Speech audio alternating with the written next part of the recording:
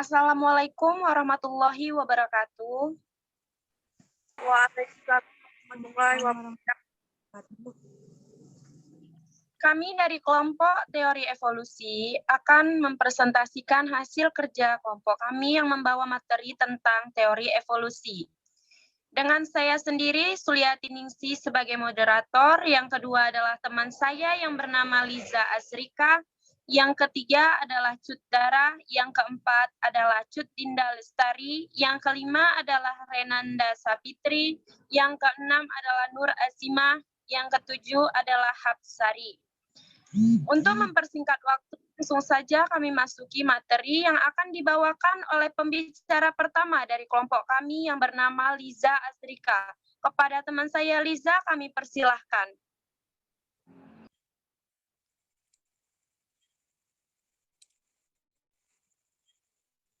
Baik, terima kasih Suliati Ningsi. Di sini saya akan menjelaskan pengertian evolusi.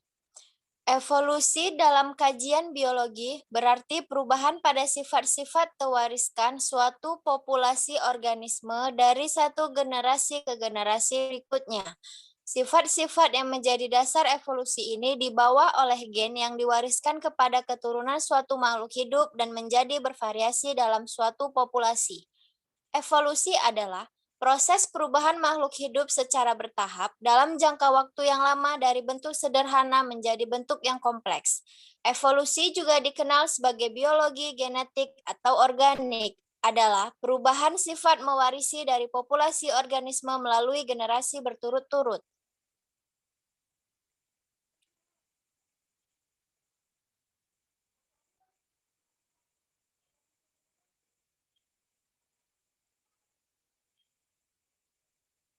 Selanjutnya, tokoh evolusi. Menurut Aristoteles, filosofi dan ahli biologi Yunani pada waktu itu menyatakan bahwa alam mengubah organisme dari bentuk sederhana menjadi bentuk yang kompleks dan sempurna berdasarkan metafisika.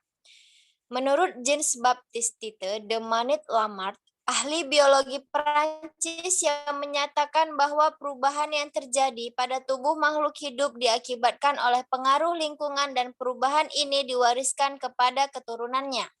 Untuk menjelaskan pandangan ini, ia memberikan contoh jerapah yang berleher panjang. Menurut Lamarck, jerapah berleher panjang karena memakan daun-daunan pada pohon yang tinggi. Keadaan alam yang demikian menyebabkan berubahnya leher dan tinggi badan jerapah. Leher dan badannya yang terbiasa tertarik ke atas, akhirnya menghasilkan keturunan berleher panjang dan berbadan tinggi. Selanjutnya akan dilanjutkan oleh teman saya, Cut Dara. Akibat terjadinya evolusi. Yang pertama, adaptasi. Adaptasi merupakan struktur atau perilaku yang meningkatkan fungsi organ tertentu, menyebabkan organisme menjadi lebih baik dalam bertahan hidup dan bereproduksi. Ia diakibatkan oleh kombinasi perubahan acak dalam skala kecil alam varian yang paling cocok terhadap lingkungannya. Misalnya mutasi pada ayam yang menyebabkan pertumbuhan gigi yang mirip dengan gigi buaya. Yang kedua, koevolusi. Interaksi antar organisme dapat menghasilkan baik konflik maupun kooperasi. Ketika interaksi antar pasangan spesies, seperti patogen dengan inang atau predator dengan mangsanya, spesies-spesies ini mengembangkan set adaptasi yang bersepadan.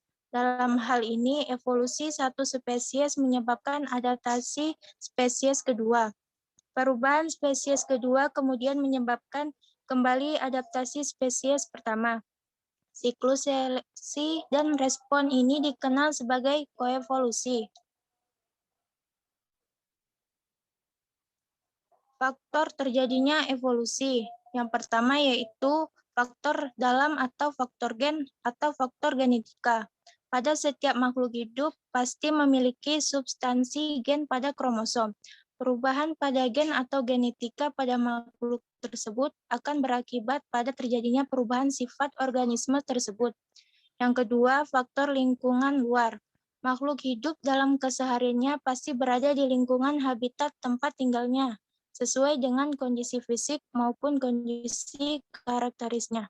Organisme makhluk hidup dituntut untuk dapat menyesuaikan atau beradaptasi dengan kondisi lingkungan sekitarnya.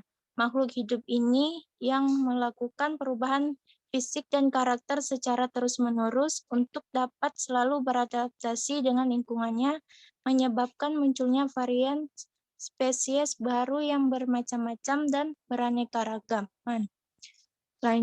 Selanjutnya akan dilanjutkan oleh Judinda Lestari. Contohnya adalah produksi tetrodoksin pada kadal air dan evolusi resistensi tetrodoksin pada predator ular. Pada pesanan predator mangsa ini, persaingan senjata evolusioner ini mengakibatkan kadar racun yang tinggi pada mangsa dan resistansi racun yang tinggi pada predatornya. Spesies baru. 4. Pembentukan mekanisme spesies baru. Spesies adalah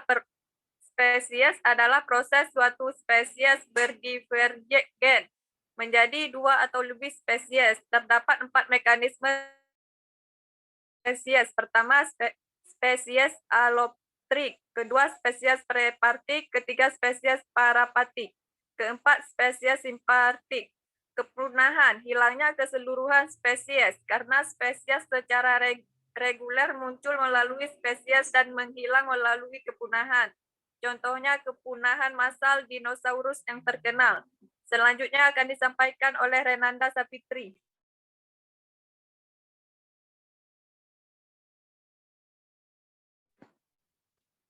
Jenis-jenis dan macam-macam evolusi di alam.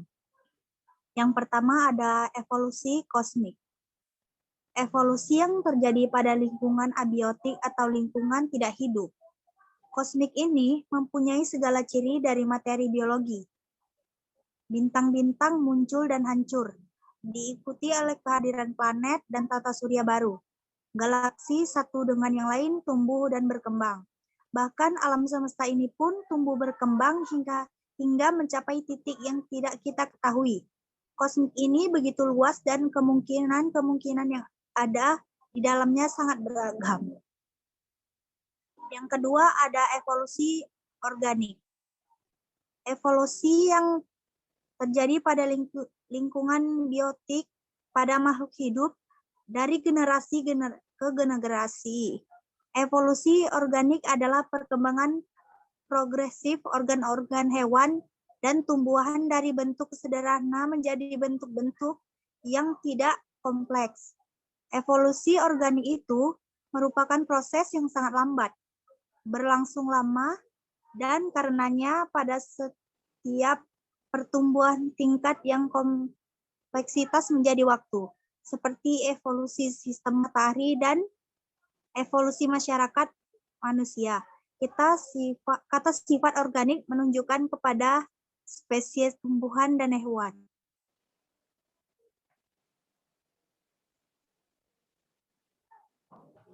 Baik, demikianlah paparan-paparan materi tentang teori evolusi yang telah kami bawakan. Semoga bermanfaat untuk kita semua. Kami mengucapkan terima kasih dan mohon maaf bila banyak kesalahan. Kami akhiri dengan Assalamualaikum warahmatullahi wabarakatuh. Waalaikumsalam warahmatullahi wabarakatuh.